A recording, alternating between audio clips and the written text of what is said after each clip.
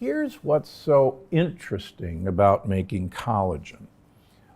Collagen has to be locked together. I like to think of collagen as the rebar in our blood vessels, in our skin. And we actually knit molecules of collagen together with a very essential vitamin that most of us are absolutely not getting enough of, and that's good old vitamin C. Vitamin C is essential for knitting collagen together. Now let me give you the perfect example of that. Almost everybody notices smokers have far more wrinkles than non-smokers. And that's because smoking actually produces huge amounts of what's called oxidative stress. And the way we handle oxidative stress is the antioxidant vitamin C. In smokers, what little vitamin C there is in us is completely used up. So what does that have to do with wrinkles? Well, vitamin C actually re-knits the collagen rebar back together after it's been damaged by sunlight. If you don't have any vitamin C, that collagen doesn't get remixed together and you get those wrinkles and crevices. So you could have all the collagen in the world. You could take bone broth 27 times a day. If you don't have vitamin C, you're not going to complete the process of linking collagen together. So how do you do that? I really recommend that you take an extended time-release vitamin C twice a day. Vitamin C is a water-soluble vitamin. After you take a vitamin C tablet, it's gone in about 2 or 3 hours. There's other interesting evidence that the more vitamin C you make, the less you absorb. And in fact, if anybody's tried to take a lot of vitamin C when they have a cold, you'll notice that vitamin C in high doses actually gives you diarrhea. So get yourself a timed release vitamin C. Take 1,000 milligrams twice a day. If that's a pain in the neck, buy the little 500 milligram chewable vitamin Cs. Please get the sugar-free variety. Throw a few in your pocket and 4 times a day chew a vitamin C. And you'll actually be shocked with the differences that you'll see over the coming months as your collagen begins to re-knit each other. There's also really interesting studies in animals who have genetically blocked vitamin C production. Those animals live half as long as their brothers and sisters who make vitamin C continuously. And it may be one of the secrets of longevity that I talk about in the longevity paradox. So, vitamin C may be one of the great keys to great looking skin, particularly this summer. And if you don't like wrinkles, number 1, don't smoke, and number 2, take your vitamin C. Give me one thing in your area of expertise for a longer, healthier life. Well, I'm going to say breathe, which is going to sound really obvious, but I mean breathe deeply.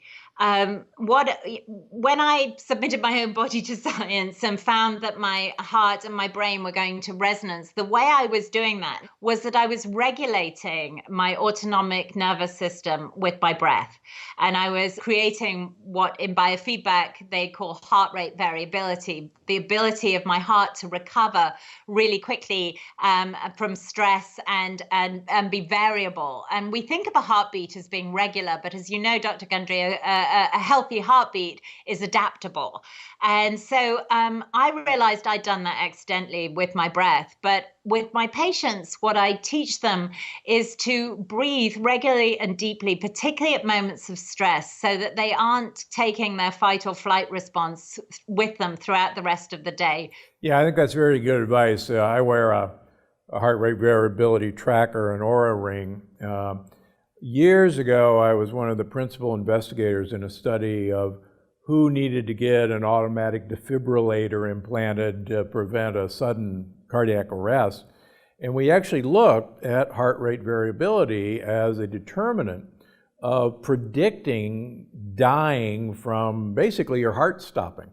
And what we found was the less heart rate variability, the less beat-to-beat variation, the closer you are to dying, quite frankly. And the more wild swings in heart rate variability, the actual healthier you are and the farther you are from dying. So, obviously I'm looking at this thing on my phone every 3 seconds going, oh, how am I doing? And I don't mean we're going to live and die by watching this, but you're right. There's actually very good scientific data that shows heart rate variability is one of those things we really need to impact. And the good news is, like you're saying, we can impact with simple breathing techniques, among other things. What's the one thing listeners can do today to help them live a longer, healthier life? Drink chlorophyll every single day. So that's my number one tip for everyone always, and that's something that I've continued to do now every single day for the last decade after I healed. I thought, why not consume chlorophyll every day? It just makes me feel so alive, so energized. It helps purify the blood, helps put oxygen into the blood, and chlorophyll could be the form of eating a big green salad, leafy greens, or a smoothie, or a juice, or even chlorophyll droppers, or greens powder, which I use also it's a dried broccoli sprouts, collard greens, kale, spirulina, and I just mix that into water. Okay, but make sure, editorial note, that your greens powder doesn't have wheatgrass or barley grass. Evil stuff. I've asked all of my guests to give our listeners one thing that they can do today to start having a better, longer life. One thing. I think structurally that's going to affect you, but something to be really simple is just hang each day. As another just takeaway, easy, go-to thing. There's a whole book called Shoulder Pain by a guy called Dr. John Kirsch, who's an orthopedic surgeon, and showed that just through a simple hanging protocol, just simply reaching up, get like a pull-up bar in your doorway, and as you're walking through that doorway, give yourself a little 5 to 10, 15 second hang, and you're going to decompress your shoulder girdle. It literally changes the shape of your shoulder girdle. We typically have more of this medial rotation, which is impingement. All right, so you just go up into that position, decompress that shoulder girdle, start to open up the lungs, re-engage that diaphragm, open up your heart, your whole cardiovascular system, and bring you back into a more confident position. If you're in this position all the time, it starts to hijack the way that you think, the way that you feel, and the feedback that you send out to the rest of the world. So a simple act of just hanging each day can have dramatic impact on your whole life.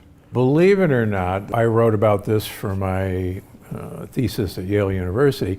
We are a hanging great ape. That's right. And we are the only, great apes are brachiators. They hang. Yeah, monkey bar is a misnomer. Human bars are ape bars. Yeah, they are ape bars. Yeah. And that's actually what differentiates us from all other monkeys, Yep. Our ability to hang. And you're right, we should be hanging. I'm Yeah. glad you brought that up. Cool. It's an important point. Yeah.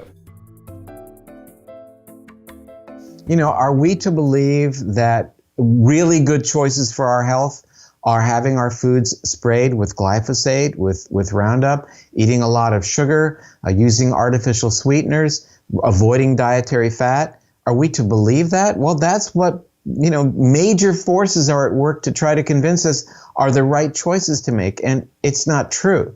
You're right. There's, unfortunately, most of our information we get from big pharma, big food, big agriculture, and big chemical. And it pervades our media, it pervades most of our medical schools, as you and I both know. A lot of it isn't the fault of the individual. It's the messaging that they are getting that is working its way into their decision-making process, that diet drinks are better than sugar-sweetened drinks. You shouldn't drink any of them if you want to remain thin and resist having diabetes. Artificial sweeteners increase your risk of obesity and diabetes. Not because Dr. Perlmutter is saying it on your show today. That's what the best scientific literature is telling us. A study of over 70,000 women in France demonstrates that. And that sugar is okay in moderation. Well, you know what? That's not in your interest. It's in the interest of people who are trying to sell sugar and genetically modified food. No, it's not good for you. So I love your comment about moderation. Dale Bredesen, who wrote The End of Alzheimer's, and I were at the Harvard MIT neuroscience conference a year ago. And one of the professors stood up and he says, well, don't you think that we should practice everything in moderation? And I said, well, that's fine. If you want moderate dementia and moderate heart disease and moderate arthritis, please go right ahead, because that's what you're going to get. it's true. And again, it's a convenient soundbite that people latch onto that has absolutely no meaning. Again, everything in moderation is okay if you want to still have, dramatic risk for these diseases. I mean, face it, your risk of Alzheimer's is 50-50 if you live to be age 85. That's a flip of a coin. And we can do better. We can absolutely do better. Dr. Bredesen is fond of saying we all know a cancer survivor, but we don't know an Alzheimer's survivor. And I think the best way to be an Alzheimer's survivor is to not even play the game, not even be diagnosed with the disease. In other words, let's focus on prevention as it relates to Alzheimer's. We fully understand what are the risk factors. I think that this is information that is not convenient. It's an inconvenient truth because people don't want to make these dietary changes because people just love, in an addictive way, their sugar and their high carbohydrate breakfast. So it takes some cognitive engagement to make these changes if you want to increase your odds that you will remain cognitively intact in your 70s, in your 80s, in your 90s.